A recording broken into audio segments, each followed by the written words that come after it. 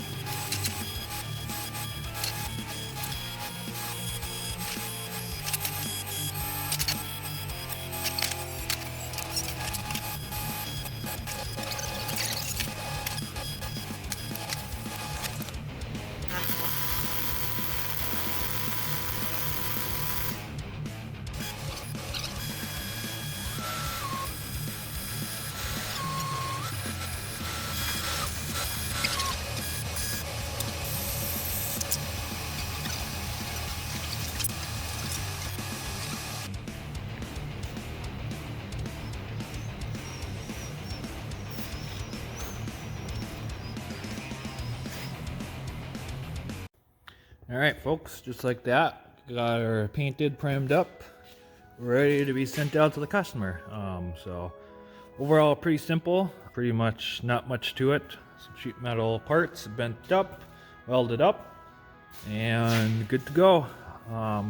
So now we're gonna put it on the machine or on the tractor. I made sure everything lines up like it should, which it should because we measured it. But once you get it on there, we can test it out, make sure everything works, and then take some pictures, and then it'll be up for sale. A little background on this, why we do this.